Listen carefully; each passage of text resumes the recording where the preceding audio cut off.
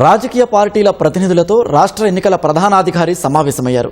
Sir ప్రక్రియలో తదుపరి కార్యాచరణపై వివరించనున్నారు. ఇక దీనికి సంబంధించిన పూర్తి వివరాలను మా ప్రతినిధి శ్రీకాంత్ ప్రత్యక్ష ప్రసారం ద్వారా అందిస్తారు.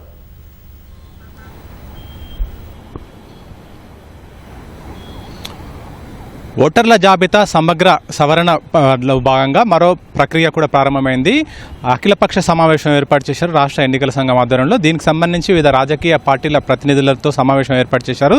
దీనికి కాంగ్రెస్, బీఆర్ఎస్, బీజేపీ, ఎంఐఎంతో పాటు ఇతర రాజకీయ పార్టీల ప్రతినిధులు సమావేశమయ్యారు. ఇప్పటికే దీనికి సంబంధించిన ముసాయిదా, ఓటర్ల జాబితా ముసాయిదా ఈరోజు దానికి సంబంధించిన విడుదల చేస్తారు. కాబట్టి దానికి సంబంధించిన వివరాలన్నీ కూడా రాజకీయ పార్టీల ప్రతినిధులకు సీఈఓ వివరిస్తున్నారు. ఎందుకంటే దీనికి సంబంధించి జూన్ 25న ఈ సమగ్ర సవరణ ప్రారంభమైంది. ఓటర్ల జాబితాకు సంబంధించి ఆగస్టు 10 వరకు మొత్తం ఈ ప్రక్రియ అంతా కూడా పూర్తయింది. ఇందులో భాగంగా ఎన్యుమరేషన్ పత్రాలను BLOలు మొత్తం పంపిణీ చేశారు. 3,38,26,26,000 పైగా ఎన్యుమరేషన్ పత్రాలను పంపిణీ చేశామని చెప్పి కూడా ఇప్పటికే సీఈఓ ప్రకటించారు. కాబట్టి ఆ మేరకు అంటే జూన్ 25 నుంచి 2 సార్లు పొడిగించిన తర్వాత ఆగస్టు 10వ తేదీ వరకు కూడా మొత్తం ఈ ప్రక్రియ అంతా కూడా ముగిసింది. ఆ తర్వాత దానికి సంబంధించి డిజిటలైజేషన్ చేశారు. డిజిటలైజేషన్ చేసే క్రమంలో అంటే ఎన్యుమరేషన్ పత్రాలు BLOలు ఇంటింటికి తిరిగి ఇచ్చిన తర్వాత అందులో కొన్ని పత్రాలు నింపిన తర్వాత వాటిని తీసుకొని వాటిని డిజిటలైజ్ కంప్యూటర్లో ఎంట్రీ చేశారు.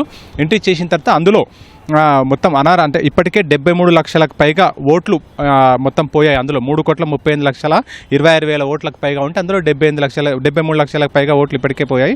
అయితే ఉన్న వాటిలో 2,64,87,000 పైగా ఓట్లతో ప్రస్తుతం అయితే ముసాయిదా జాబితా ప్రకటిస్తున్నారు. ఆ ప్రకటించిన తర్వాత అందులో దాదాపు 92 లక్షల ఓట్లు అంటే దానికి సంబంధించి ముసాయిదా జాబితాలో క్లియర్గా ఉన్నాయి అన్నిటిని కూడా ఉన్నాయి. అందులో క్లియర్గా లేని వాటిని దాదాపు 92 లక్షలకు గుర్తించారు. వాళ్ళందరూ కూడా నోటీసులు ఇచ్చే అవకాశం ఉంది.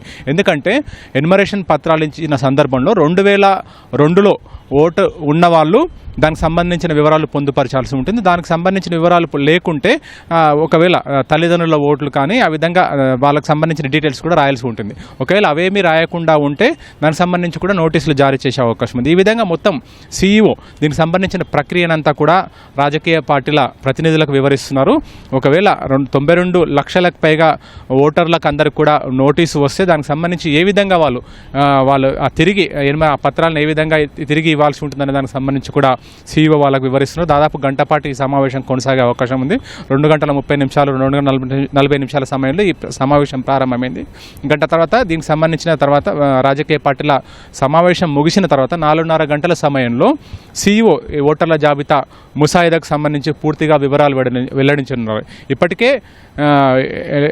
సీఈఓ ఆ కార్యాలయం నుంచి వచ్చిన వివరాల ప్రకారం 92 లక్షల మందికి కూడా నోటీసులు వస్తే ఇప్పటికే కేంద్ర ఎన్నికల కమిషన్ 12 పత్రాలను అంటే వారి రూపొందించింది. 12 పత్రాల్లో వివరాలు వెల్లడించింది. 12 పత్రాల్లో ఏదైనా 2 పత్రాలను వివరించే 2 పత్రాలను సమర్పించేస్తే తిరిగి ఆ 90 నోటీస్ వచ్చిన సందర్భంలో ఆ 2 పత్రాలను సమర్పిస్తే దానికి సంబంధించి వాళ్ళు పరిగణలోకి తీసుకునే అవకాశం కూడా ఉంది. అంటే దీనికి సంబంధించి సీఈఓ పూర్తి వివరాలు వెల్లడించిన తర్వాత ఒక క్లారిటీ వచ్చే అవకాశం ఉంది. ప్రస్తుతం తెలుస్తున్న వివరాల ప్రకారం 92 లక్షల మందికి నోటీసులు ఇస్తే వాళ్ళంతా కూడా ఆందోళన చెందాల్సిన అవసరం లేదు. వాళ్ళ వద్ద ఉన్న పత్రాలు సమర్పిస్తే తిరిగి దాన్ని తుది జాబితాలో కూడా ప్రకటించే అవకాశం ఉంటుంది. ఇప్పటికే అంటే కొన్ని అనామలీస్ కూడా ఉన్నాయి. ఎందుకంటే వివరాలు సమర్పించినప్పటికీ 2002లో తమ ఓటు ఉన్న వివరాలను సమర్పించినప్పటికీ దానికి దీనికి సరైన వివరాలు సరిపోల్చకపోయినా కూడా దానికి సంబంధించి కూడా నోటీసులు ఇచ్చే అవకాశం ఉంది. ఈ విధంగా మొత్తం 92 లక్షల మంది కూడా ఉన్నట్టు కూడా అధికారులు గుర్తించారు. ఎందుకంటే డిజిటలైజేషన్ చేస్తున్న క్రమంలో